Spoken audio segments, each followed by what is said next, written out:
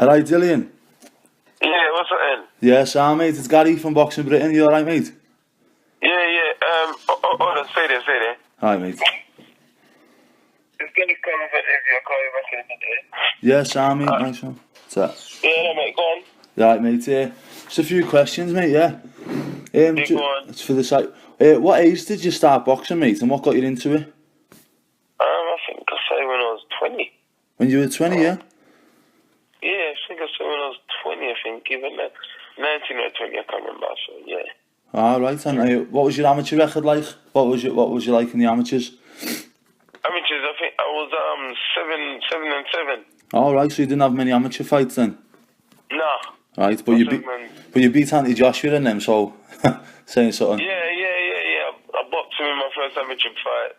But I've done a bit of kickboxing before. That's my background. Obviously, I went to boxing to learn to box. You know what I mean? And then my coach was like, you got potential obviously to do things. But I thought, yeah, whatever. You know what I mean? I'm just gonna just whatever. But yeah, I mean, that's how it starts, really. I was at boxing for like 2 months, and my coach asked me if I wanted to fight. I said, yeah, I'll have a couple of fights. Then we was struggling to find an opponent to box, and then he saw this kid from Finchley. You know what I mean? We can't get one to fight. This kid from Finchley, he's had, I think, 3 or 4 fights with and he's knocked everyone out that he's fought. So I said, so my coach was like, I don't know, it might be a bit too much for you in your first fight. So I said to my coach, no, you know, it's fine. I'll be able to deal with it. Just make the match, whatever, and then he made the match, and then it was Joshua, and after we boxed and I beat him, I knocked him down a couple of times. So. Happy days, you can't argue with that, like. So you've had 9 professional fights so far. You're fighting tonight as well. Good luck with that. What fight have you learned the most from tonight so far? What opponents? I learned more from sparring, to be honest, because I've been out just for 2 years, not training, not fighting. So you know what I mean. I've been sparring the champion and loads of other things since I've been out. So I've learned more actually from actually sparring than I have fighting actually. Yeah, with the Klitschko's and so with Klitschko. Yeah, Klitschko, Fury. Prior to, you know what I mean, I sparred all the guys. So you know what I mean. You know, I've done most of my boxing learning actually sparring. I sparred David Hay, Derek Chisora, Tyson Fury, Klitschko, Mike Perez. You got all the names there. Malik Scott as well is a big fan of yourself, isn't he? Malik Scott, I've heard he's a fan of you. Yeah, Malik and Kevin, they're my guys, man. They're my guys. You know what I mean? We you know, we've been to camp together and had a good laugh together and trained together. So you know what I mean? You know. Alright, Sam, mate. Also, how did you feel at the beginning of your band, mate, with that whole Jack 3D incident?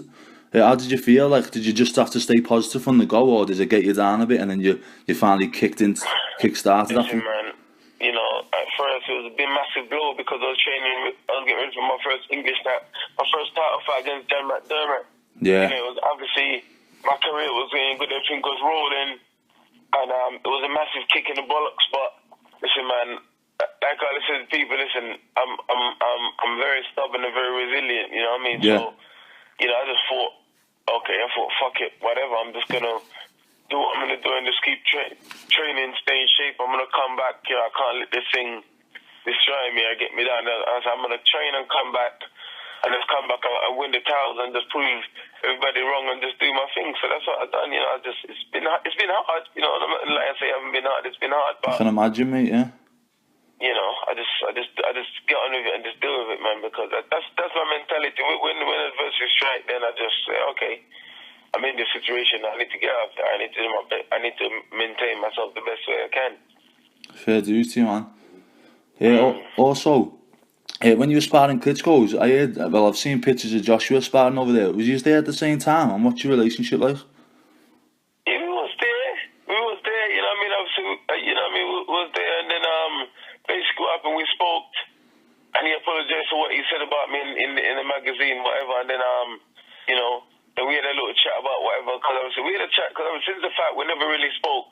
Yeah. Ever, you know what I mean? It's just been tensions on both sides, and after, you know what I mean? Because obviously I was pissed because obviously what I read that he said about me in the magazine. So obviously, Yeah, because you've only ever shown him love and that at the Olympics. So I remember you saying you wanted him to win the gold and stuff like that. Yeah. Basically, I showed him a lot of love. Obviously, you know what I mean, I supported him because for me, you fight someone, you beat someone, that's it, or whatever. You know what I mean? It's not nothing personal.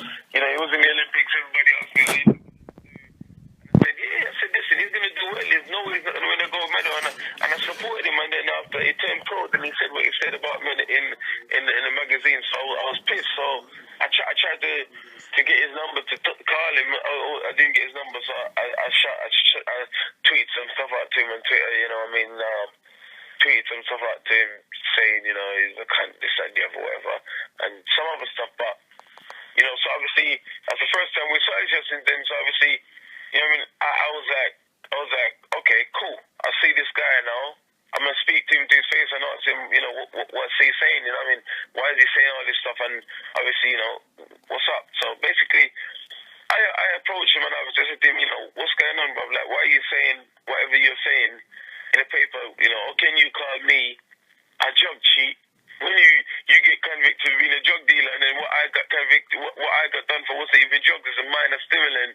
Yeah, it's a minor stimulant that in an energy drink that if anyone go online and read my case and read all silly is like the stuff I got done for, it's not even banned. You can still use it, but you got to stop taking it 12 hours before you compete, which I didn't know all of this stuff. You know, so what I got banned for is not even legal. You just got to stop using it 12 hours before. So, but all that is irrelevant now. Anyway, it's gone and done. So I approached him and after we spoke, you know, obviously at first I was mad when they were speaking. Then obviously because we was in camp and there was other guys, that the guy was saying, "Oh, calm down." Bashir, Malik, and Kevin, they were saying, "Oh, calm down." Obviously, you guys should just obviously speak. So we spoke, and at the end of the conversation, it was left like this. Listen, we're definitely gonna fight again. We'll deal with it in the ring. Yeah, fair enough. That's what it was left. You know, obviously, he's an alright guy. He's trying to do his thing. I'm trying to do my thing. But you know, I think it's a fight that if it happens, it happens. If it doesn't happen, then it doesn't happen. Really, I'm not really bothered because you know, anybody who want to beat someone who's already beaten them already. You know, anybody that beat them, let's try and get his own back. You know what I mean? So yeah, I just left it as that. Really. Happy days, mate. What's your relationship like with Mickey Elliott? Mickey is cool, you know. I fought on his show a while ago. Mickey is a cool guy, you know. He puts a lot of promotions on which allow fighters that was coming back to be active and obviously, you know, get some fights. So, you know, people like Mickey Elliott is very important for boxing. He's a massive platform to build for fighters to build up, and you know, Mickey, he manages a lot of fighters as well. So. You know, Mickey's a good guy, you know what I mean? You know, and he's helped me throughout my career and supported me, so, you know what I mean? He's a cool guy. I can't say anything bad about Mickey, you know. Happy days, man. Last but not least then, mate, what's your prediction for Tyson Fury, Tony Bellew and Cleverly, and Wilder Stiverne? Tyson Fury is a 50-50 fight. Yeah. I don't know it's going to go. I think maybe, I don't know. That fight is... I'm finding it hard to pick a winner because when they both fight the first time, they was in two different places, and you know when they fight this time, they're both in two different places. Obviously, I've seen videos Tyson's focused on losing a lot of weight and coming down, and Derek's obviously in a much better place because Derek's he's on a winning streak, and he's confident and he seems positive, but Tyson's also confident and positive. So I think it's going to be. Who knows? It may even be a really good fight. It may be a really rubbish fight. You know, that's what I see on it. I think Cleverly will beat Bellew again. I think. Yeah, fair one. I think the reason why I say that because I think Bellew is too emotionally involved. That's just my personal. Yeah, there's a lot of people saying that. Bellew is not doing himself any justice by his attitude and his behavior, the way he's carrying on. He's letting Cleverly wind him up. He's letting Cleverly wind him up intelligently. You know. Right. Okay. Fair enough. So, but I don't know. It's hard to tell because they're fighting a heavier weight now. Yeah. Bellew's punch power is going to be more. Cleverly's punch power is going to be more. But Cleverly is a fit guy. I've actually sparred Cleverly. Cleverly is really fit. Yeah. I sparred Cleverly for like a couple of times a week. For like I think 2 weeks or something before. And Nathan's good work rate. He's fit. You know what I mean? And he's an intelligent boxer. You know, so. But like I said, Bellew's got power, and Bellew seems to be improving as well since he's lost to Dan Stevenson. So I don't know. It's hard to pick from the both fights, to be honest. Fair enough. Last then, Deontay Wilder versus Stiverne for the WBC. Who do you think wins that? Somebody's getting sleep. Somebody definitely get knocked out in that fight. I think if Stiverne can hold it tight for a couple of rounds, yeah, then he will get Deontay later, because Deontay seems to panic a bit and just want to try and get the fight over as quick as possible. Yeah. And to me, that says he's somebody that doesn't like getting hit, and he's somebody that's worried about getting hit, because when he hurts someone, he starts swinging and he starts falling off balance and falling on the floor. You know, he's someone that looks like he panics because maybe he's not used to going the distance, or maybe he's not used to getting hit or something. It's like he panicked so bad. Even when he fought hardly, he panicked. He was swinging and missing and falling, jumping to his knees and stuff. But Deontay's definitely got a lot of power. He's a powerful guy, you know what I mean? But also his legs is like toothpicks, you know what I mean? So yeah, American punches also runs quick, but if Stiverne fight him the way he fought Ariola by standing up against the ropes, Stiverne's gonna get knocked out. Alright, happy days, man. Alright, thanks for your time. I know you got a fight tonight. Good, best of luck with that, mate. And speak to you in the future. No worries, man. Thank you. Ta-ra.